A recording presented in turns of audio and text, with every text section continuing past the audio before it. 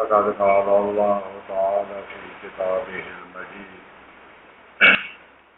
بسم الله الرحمن الرحيم فلا تقربوا الذكر مع القوم الظالمين صلوات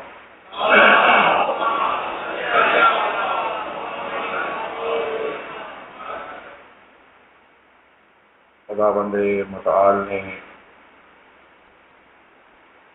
اپنی معجزات حضرت خاتم الانبیاء والمرسلین صلوات اللہ علیہ وآلہ اس آئے مجیدہ کے سلسلے میں یہ حکم شرعایا کہ یاد آنے کے بعد تذکر پیدا کرنے کے بعد ظالم لوگوں کے پاس نہ بیٹھیں، ان کے ہمراہ نہ بیٹھیں۔ تو یہ ظلم کی نسبت اسلام اور اسلام کو بنانے والی ذات رد عمل ہے۔ ہماری گفتگو سنن الہی میں نفی ظلم سے ہو رہی تھی کہ حق تعالیٰ جو ہے اس نے ظلم کی مذمت کی ہے، ظالمین کے لیے مختلف سزاؤں کا ذکر فرمایا ہے، ناپسندیدگی کا اظہار فرمایا ہے، اور جس عمل کو حق تعالیٰ خود کبیح قرار دے رہا ہے، جس عمل کو خود جرم قرار دے رہا ہے، اس کی ذات مقدس اس سے بالا تر ہے، اس سے منزہ تر ہے کہ جس عمل کو وہ خود کبھی قرار دے رہا ہے اس عمل کا ارتکاب فرمائے۔ اور گزشتہ خطبات میں عرض کر چکا ہوں کہ یہ نفی ظلم ہمارے عقائد میں اتنی زیادہ اہمیت رکھتی ہے کہ جہاں پر ہم عقائد میں توحید کا عقیدہ رکھتے ہیں، حق تعالیٰ کی ان گنت اور بے حساب صفات کمالی میں سے یہ جو وصف عدل ہے اس کو ہم بطور عقیدہ اصول دین میں سے ایک اصل مانتے ہیں، اور یہ صرف اہل بیت علیہم السلام کے پیروکاروں کی خصوصیت ہے کہ وہ اس بنیادی چیز کو اصول عقائد کا حصہ مانتے ہیں، حالانکہ حق تعالیٰ عالم ہے، قادر ہے، حی ہے، تمام کمالات جو ہے اسی کی صفات ہے، لیکن عدل کو بطور خصوصیت اصول دین میں ذکر کیا جاتا ہے، اس لیے کہ اصول دین اور فروع دین میں بہت سے احکام، بہت سے عقائد اور بہت سی حقیقتیں اسی اصل عدل کے تابع ہیں۔ اگر حق تعالیٰ عادل نہ ہو تو پھر ہدایت کا انتظام کرنے کی کوئی ضرورت نہیں، پھر رسولوں کو معین کرنے کی کوئی ضرورت نہیں، کتابوں کے ارسال کی کوئی ضرورت نہیں، پھر انبیاء کو تبلیغ کا حکم دینے کی کوئی ضرورت نہیں۔ اگر عادل نہ ہو العیاذ باللہ تو پھر تعیین امام کی کوئی ضرورت نہیں، پھر روز جزا کی کوئی ضرورت نہیں۔ اور اسی طرح جو مذہب کے اور اسلام کے احکام ہیں ان میں بھی پھر بہت سے احکام کی ضرورت نہیں رہتی۔ اور میں عرض کر چکا ہوں کہ یہ وہ بنیادی اصل اور عقیدہ ہے کہ جس پہ بہت سے دیگر بنیادی عقائد متفرع ہوتے ہیں۔ اگر کوئی حق تعالیٰ کو عادل مانتا ہے تو ان بعد والے عقائد کا عقیدہ رکھنا اس کے لیے ضروری ہو جاتا ہے۔ ہم چونکہ حق تعالیٰ کو عادل مانتے ہیں کہ جو کچھ وہ کرتا ہے اور جس کام کے کرنے کا وہ حکم دیتا ہے، جس سے روکتا ہے، یہ سب عدل کے تقاضوں کے مطابق ہوتا ہے۔ لہذا یہی وجہ ہے کہ تمام مذاہب میں ہمارا یہ طرح امتیاز ہے، عدلیہ کا اور بالخصوص اثنا عشریہ کا، کہ ہم حق تعالیٰ کو عادل مانتے ہیں اور عقل کے نزدیک یہ بات مسلم ہے کہ فاضل کے ہوتے ہوئے کسی مفضول کو حاکم نہیں بنایا جا سکتا۔ اسی وجہ سے ہم یہ عقیدہ رکھتے ہیں کہ حضرت امیر المومنین جیسی بافضیلت اور صاحب کمالات شخصیت کے ہوتے ہوئے کسی دوسرے کو حق حکومت حاصل نہیں ہے۔ یہ بھی اسی عقیدہ عدل سے نکلا ہے۔ ہمارے دوسرے ساتھی جو عدلیہ کا دوسرا حصہ ہیں اور معتزلہ کہلاتے ہیں اپنے آپ کو، اس مسئلہ عدل میں ہمارے ہم مسلک اور ہم عقیدہ ہیں، لیکن وہ اس قسم کی دقت اور اس عقیدہ عدل کے لوازم کے قائل نہیں ہیں جس طرح کہ ہم اہل بیت علیہ السلام کی رہنمائی اور پیروی میں اس قاعدہ عدل کو اس کی تمام حقیقت اور تمام فروعات کے ساتھ مانتے ہیں۔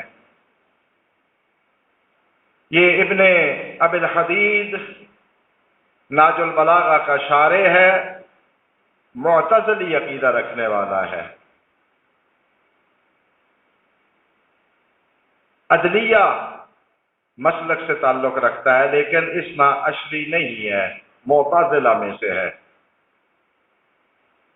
تو یہ بھی معتزلہ بھی چونکہ عدل الہی کے قائل ہیں، ظاہر ہے کہ یہ بھی عدل الہی کا قائل ہے، لیکن بڑی عجیب بات یہ ہے کہ اس نے ناج البلاغہ کی جو بڑی جامع اور بڑی تحقیقی اور علمی شرح لکھی ہے، شرح ناج البلاغہ،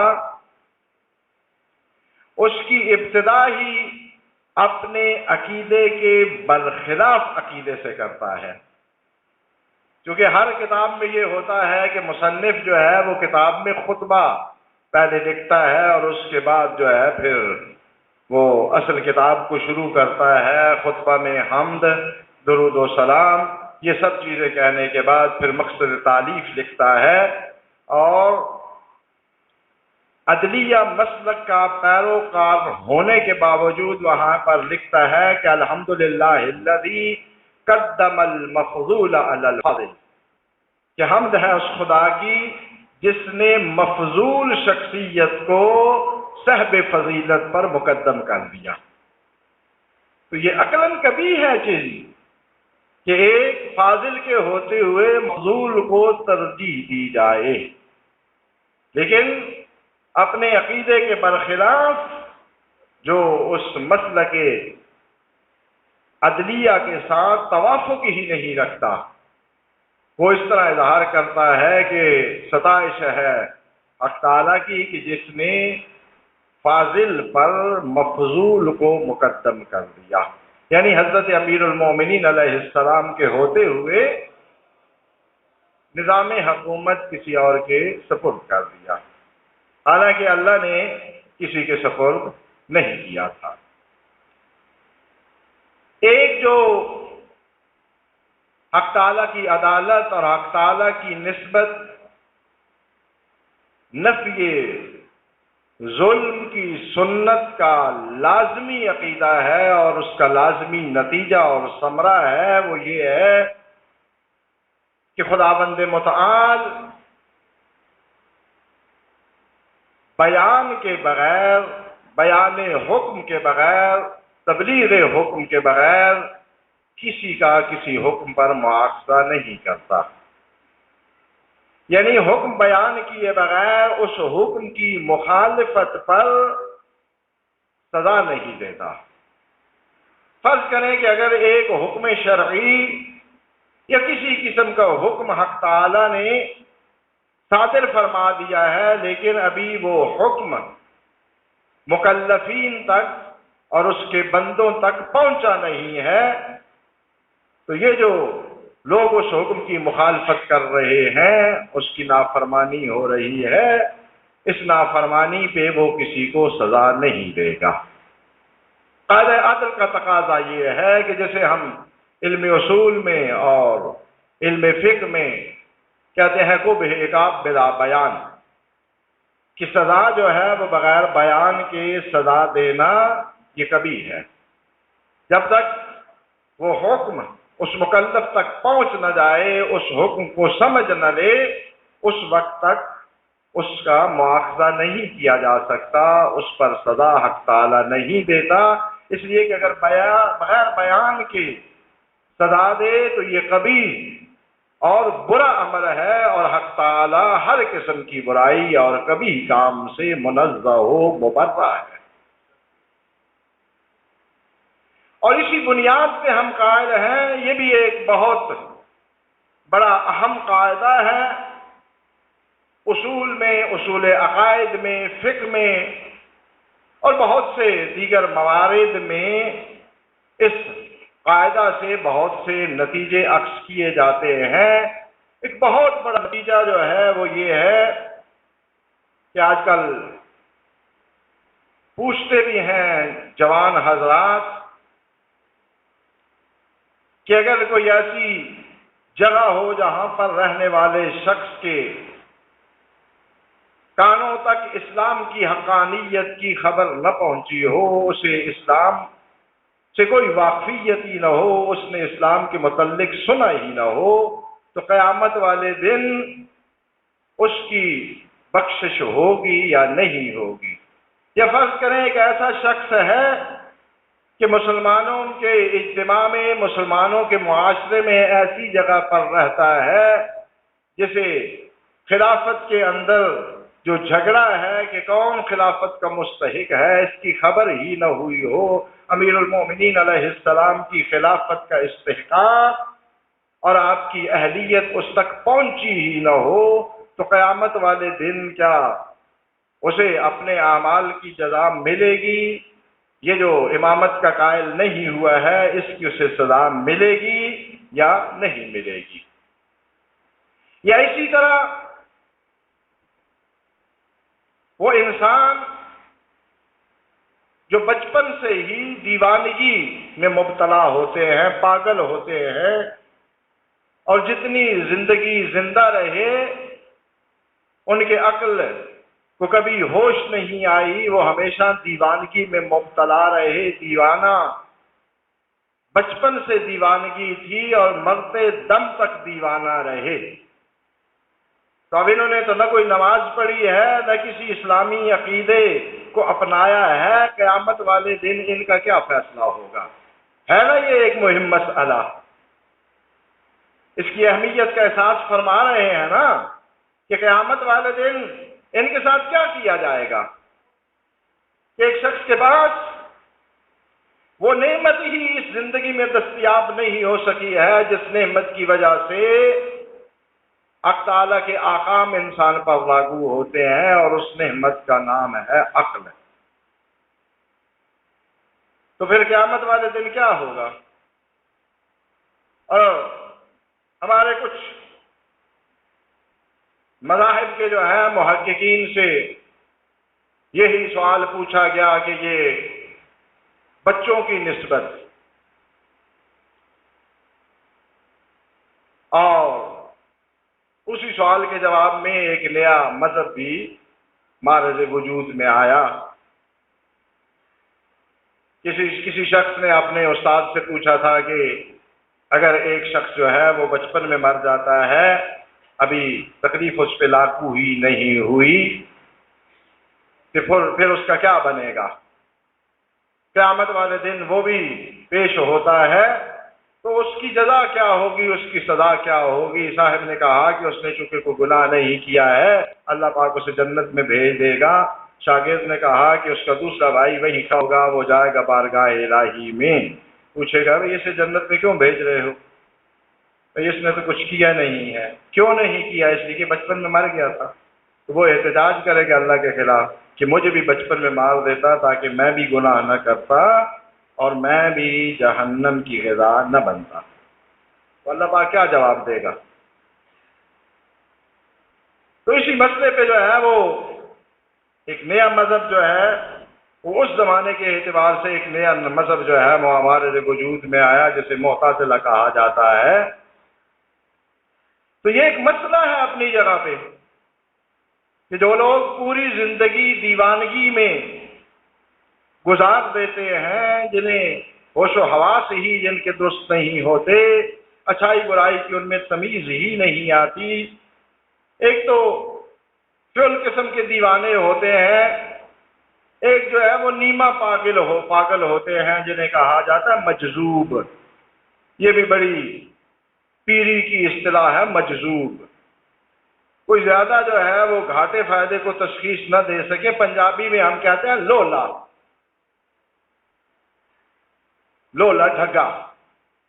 یہ جو لولا ٹائپ ہوتے ہیں نا، ایک تو ہمارے ہاں یہ سڑکوں کے فٹ پاتھوں پہ بیٹھی ہوئی اولیاء کی قسم ہے نا، جو ننگے دھڑنگے ہوتے ہیں، پاخانہ ساتھ لگا ہوتا ہے، ایک عظیم شخصیت پہ 2 لاکھ مکھیاں بیٹھی ہوتی ہیں، بدبو جو ہے وہ 5-10 میٹر دور سے بھی گزرنے نہیں دیتی، اور اللہ پاک سے بڑا ان کا رابطہ ہوتا ہے۔ بڑے پڑھے لکھے حضرات مہنگی کاروں سے اتر کے جو ہے وہ ان سے گالیاں لینے کے شوق میں جاتے ہیں، اور وہ گالیاں نکالتے ہیں، اور وہ گالیاں نوٹ کر لی جاتی ہیں، پھر نمبر بنایا جاتا ہے، پھر اس سے بال نکل آتا ہے۔ بڑا اللہ پاک سے نزدیکی رابطہ۔ میرا تو یہ جو مختصر سا دماغ ہے، اس کا سوراخ انتہائی تنگ ہے، اس میں بڑی بڑی باتیں جاتی ہی نہیں ہیں، بڑا زور بھی لگاؤں تو نہیں جاتی، بڑی بریک کر کے سے چیز دینی پڑتی ہے۔ تو یہ میں اس قسم کے اولیاء کے پیروکاروں سے اکثر پوچھا کرتا ہوں کہ ایک تو یہ رستہ ہے کہ آپ کچھ نہ کریں، نہ ہاتھ دھوئیں، نہ منہ دھوئیں، نہ گندگی کو اپنے آپ سے دور کریں، نہ جسم کے کسی حصے کو چھپانے کی ضرورت ہے، نہ فکر معاش ہے، نہ فکر مبدا و معاد ہے، نہ اللہ کا فکر ہے، نہ قیامت کا فکر ہے، بس بیٹھے بیٹھے نئی نئی گالیاں گھڑتے رہیں، اور اولیائی اس درجے پہ پہنچ گئے ہیں کہ اب وہاں کوئی پہنچنے والا نہیں ہے۔ یہ پیری فقیری کی آپ اصطلاح ہی نہیں جانتے، ان میں جو ہے نا وہ بڑا پہنچا ہوا ولی ہوتا ہے جنہیں نانگا پیر کہا جاتا ہے۔ ان کی فضیلت یہ ہوتی ہے کہ سرکار نے 20 سال تک کپڑے ہی نہیں پہنے۔ وہ نانگا پیر جو ہے نا وہ بڑی طاقت والا ہوتا ہے۔ وہ جب بوڑھے ہو جاتے ہیں، جب دکھانے کے لیے کچھ نہیں پاس ہوتا تو پھر کپڑے پہن لیتے ہیں، جب سب کچھ دکھا سکتے ہیں اس وقت ان کو اولیائی کی جل آئی ہوتی ہے، وہ ننگے پھر رہے ہوتے ہیں۔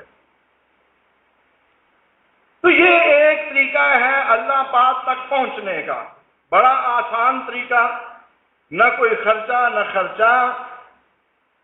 یہ ساری مصیبتیں ہمیں اس وجہ سے ہے کہ ہمارے پاس اللہ کی دی ہوئی نعمت عقل ہے۔ یہ ایک نعمت اگر ہم سے اللہ تعالیٰ واپس لے لے تو یہ سب مصیبتیں ختم ہو جائیں گی۔ نہ پھر کسی کے لیے نماز واجب ہے، نہ روزہ واجب ہے، نہ پھر کسی ادب و آداب کی ضرورت ہے، نہ پھر اس کے نزدیک کوئی بڑا ہے نہ کوئی چھوٹا ہے، پھر اس کے لیے یہ سب تکالیف اللہ پاک اٹھا لیتا ہے، آزاد کر دیتا ہے۔ تو بھائی ایک اس طرح سے شارٹ کٹ راستہ ہے اللہ تک پہنچنے کا، اور اتنا سیدھا راستہ کہ ادھر سے یہ ٹیلی فون کرتے ہیں اللہ کے ولی صاحب، اور ادھر سے فرشتے انتظار کر رہے ہوتے ہیں کہ جناب آرڈر فرمائیں شراب کو دودھ بنانا. اچھا جی بن گیا، یہ بھنگ جو ہے اسے دودھ بنا دے، بن گیا بس. نہ کوئی سوال نہ کوئی جواب. جیسے وہ سارا جو ہے نا وہ کنٹرول ٹاور جو ہے جسے عرش الہی کہا جاتا ہے وہ انتظار کر رہا ہے کہ حضرت کا اشارہ ہو تو یہ سارا کچھ ایسے کر دیا جائے. اور ایک وہ راستہ ہے جو ہم اپنائے ہوئے ہیں. روزے بھی رکھنے پڑیں گے، 5 وقت کی نمازیں بھی پڑھنی پڑیں گی. یہ جو سارا دن بیٹھ کے دکاندار بیچارے کماتے ہیں اس سے خمس بھی دینا پڑے گا. یہ جو کماتا ہے نا اسے پتہ چلتا ہے کہ بغیر وجہ کے دوسرے کو پیسے دینے کتنے مشکل ہیں. خمس دینا پڑے گا، زکوٰۃ دینی پڑے گی، حج کرنا پڑے گا، غریبوں کی مدد کرنی پڑے گی. سب کچھ کرنے کے بعد کسی کے متعلق آپ یقین سے یہ نہیں کہہ سکتے کہ اسے جنت مل جائے گی. پھر بھی امید ہے کہ جنت مل جائے گی. بیچارہ چلا گیا، جو پیچھے ہیں ان کے لیے یہ مرض فریضہ کہ بھائی اس میں جنت میں جانے کی دعا کریں، اس کے گناہوں کی بخشش کی دعا کریں، اس کے لیے یہ کریں، اس کے لیے وہ کریں. اور جو راہب ہیں ان کے لیے دعائیں یہ ہوتی ہیں کہ وہ جب مرتے ہیں تو اس دن ڈھول ڈھمکا ہوتا ہے. کچھ جو ہے بے وقوف اور پاگل وہ گلے میں دوپٹے ڈال کے جو ہے وہ حضرت ولی صاحب کے اللہ کے ہاں جانے کی خوشیاں منا رہے ہوتے ہیں کہ جیسے ان ولی صاحب کی برات نکلی ہوئی ہے، آج آن کی ان شادی ہونی ہے، ابھی برات جانی ہے. ایک یہ ولایت کا سلسلہ ہے. اور پیچھے سے اس کے لیے کوئی دعا بخشش کی کرتا ہی نہیں ہے، کیونکہ سمجھا جاتا ہے کہ وہ اس منصب پہ چلا گیا ہے کہ اب اسے دعاؤں کی کوئی ضرورت نہیں ہے. اور پھر کچھ مفکرین اٹھتے ہیں، ہاں جی آج تک دیکھا ہے کہ کسی مولوی کی قبر پہ بھی چراغ جل رہا ہو؟ ولیوں کی قبروں پہ چراغ جلتے ہیں. ماشاءاللہ بڑا تکبر ہے. یہ تو ماشاءاللہ لاہور میں جتنے فنکار اس دنیا سے تشریف لے جاتے ہیں ان کے رشتہ داروں کے پاس پیسہ بہت زیادہ ہوتا ہے. آج کل بجلی کا دور ہے، ان کی قبروں پہ بڑے بڑے بلب لگائے جاتے ہیں. تو پھر وہ سب سے زیادہ ولی ہو گیا جس کی قبر پہ 1000 کلو واٹ کا بلب جل رہا ہے. وہاں تو تیل کا جل رہا ہے نا، تو یہ فنکار ولی جو ہے وہ 1000 واٹ کا. اب تو اس سے بھی کام آگے نکل گیا ہے. وہ جو سیور انرجی کیا کہتے ہیں سورج سے بنانے والی، مجھے تو انگلش آتی بھی نہیں ہے، 3-4 لاکھ روپیہ خرچ کریں وہ لگ جائے گا تو اس اللہ کے ولی کے جو ہے نا وہ قبر پہ دن رات روشنی ہوگی. یہ ان کی قبروں پہ چراغ جلتے ہیں جنہوں نے لوگوں کے دلوں میں چراغ روشن نہیں کیے ہوتے. جو علم کے چراغ روشن کر کے جاتے ہیں ان کا نامہ اعمال قیامت تک نیک اعمال سے بھرا جاتا ہے. یہ کون سی بات ہے؟ وہ ایک صاحب جو ہے بڑا عجیب لطیفہ، میں نے ہے تو لطیفہ لیکن بڑی سننے والی بات ہے. آج کل بجلی بہت کم ہوتی ہے، صرف یہ بتانے کے لیے تشریف لاتی ہے کہ ابھی میں پاکستان میں ہوتی ہوں. یہ نہ سمجھنا کہ میں نے پاکستان چھوڑ دیا، اب ادھر رہتی ہوں. تو کوئی بزرگ صاحب جا رہے تھے، کسی دیہات سے گزر رہے تھے، ان کے ساتھ ان کے مرید اور چیلے جو ہیں وہ ساتھ ساتھ تھے. تو لائٹ گئی ہوئی تھی، پورا علاقہ جو ہے وہ تاریکی میں ڈوبا ہوا تھا. گاؤں کے 2 گھر ایسے تھے جو چاند کی طرح سے روشن تھے، چاندنی آ رہی تھی بڑی روشنی. تو ان بزرگ صاحب نے پوچھا کہ یہ اللہ کے کن نیک بندوں کا گھر ہے؟ تو بڑے ادب سے انہیں کہا گیا کہ یہ اللہ کے وہ نیک بندے ہیں جنہوں نے اپنے گھر UPS لگا رکھا ہے.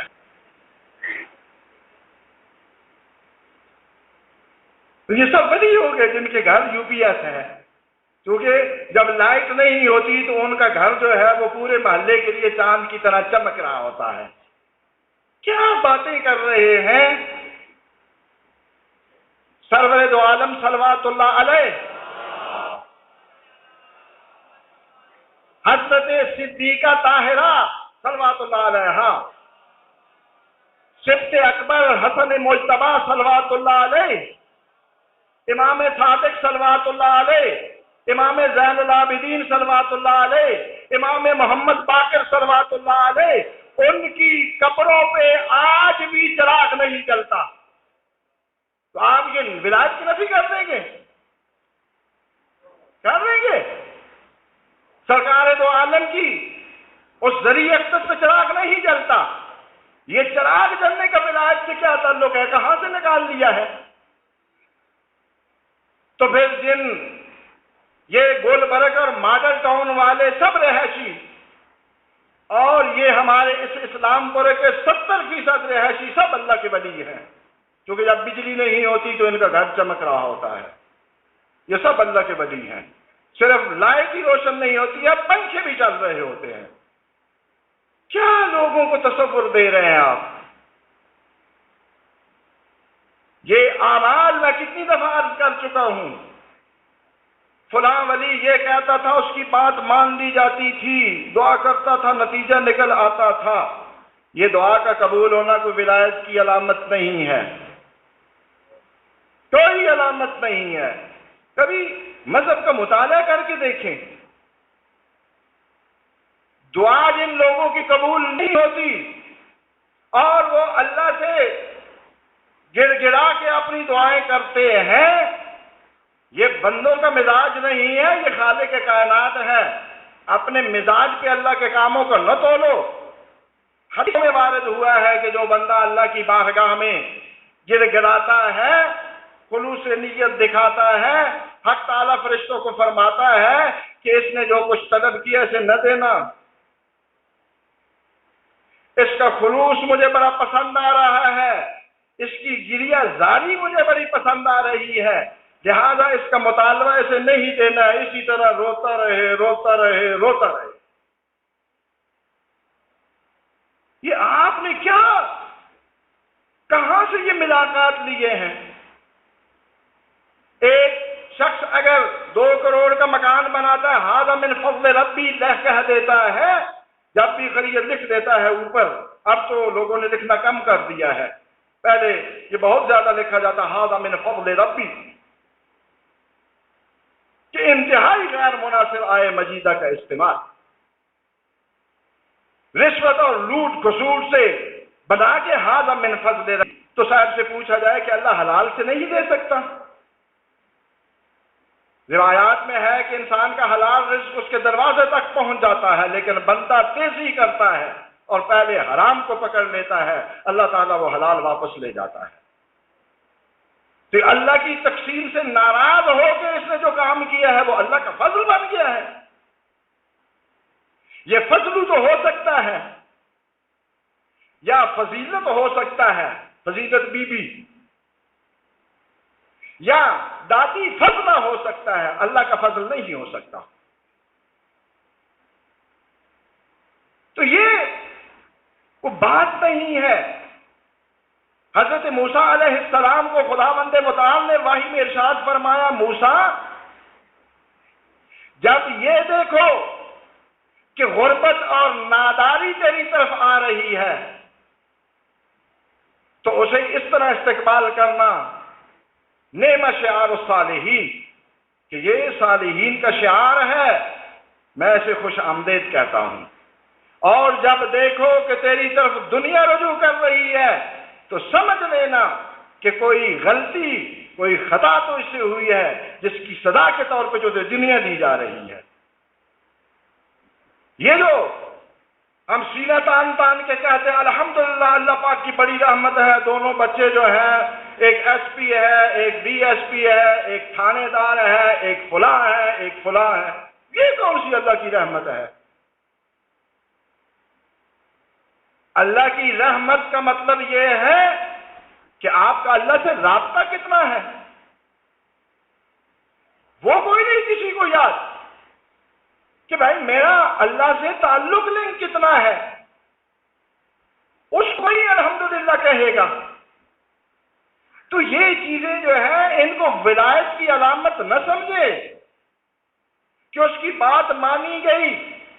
دو قسم کی روایات ہیں جو اللہ کی بارگاہ میں حاضر ہوتا رہتا ہے، بسا اوقات حق تعالی جب وہ طلب کرتا ہے فرشتوں کو فرماتا ہے کہ یہ آشنا آواز ہے اسے دے دو، اور ایک اس کے مقابل میں روایات ہے جو کہتی ہیں جو اللہ کی بارگاہ میں کبھی حاضر نہیں ہوتا، وہ مطالبہ کرتا ہے تو حق تعالی فرماتا ہے کہ یہ آواز تو پہلی دفعہ سنی جا رہی ہے، یہ کون ہے جو مانگ رہا ہے مجھ سے؟ اور بعض روایات میں ہے کہ اللہ تعالیٰ فرماتا ہے اتنا وہ بندہ جو ہے مبعوث ہوتا ہے دربار الہی میں کہ فرماتا ہے کہ اس کی آواز، اس کا سوال مکمل ہونے نہ پائے، اس کی آواز مجھ سے برداشت نہیں ہو رہی ہے، جو مانگ رہا ہے اس کے منہ پہ دے مارو۔ تو یہ کوئی اللہ کی بارگاہ میں دعا کا قبول ہو جانا، یہ کوئی ولایت کی دلیل نہیں ہے، جتنا یہ خدشہ ہے کہ وہ اللہ کا متقرب بندہ ہو، اللہ سے اس کے تعلقات اچھے ہوں، اتنا ہی یہ خدشہ ہے، اتنا ہی یہ خطرہ ہے کہ اللہ کے ہاں یہ سب سے زیادہ مبغوض ہو۔ فرشتے عرش والے اس کا ایک لمحے کے لیے آواز برداشت کرنے کے لیے تیار نہیں ہے، لہذا جو مانگتا ہے اس کے منہ پہ مار دیتے ہیں۔ یہ کوئی نہیں ہے ولایت وغیرہ۔ اگر کسی کو حقیقت ملنی ہے، کسی نے حقیقت تک پہنچنا ہے، تو یہ ڈائریکٹ ٹیلی فون نہیں چلیں گے۔ حق و حقیقت کا وہی راستہ ہے جو سردار انبیاء صلوات اللہ علیہ وآلہ نے، قرآن کریم نے اور اہل بیت علیہ السلام نے بیان فرمایا ہے۔ اگر اس سے کوئی مختصر راستہ ہوتا، کوئی شارٹ کٹ راستہ موجود ہوتا تو یقیناً خداوند متعال ہمیں اس لمبے راستے پہ نہ دوڑاتا۔ یہی سب سے مختصر راستہ ہے اور یہی راستہ اللہ تک لے جاتا ہے اور اس کے تقرب کا موجب بنتا ہے۔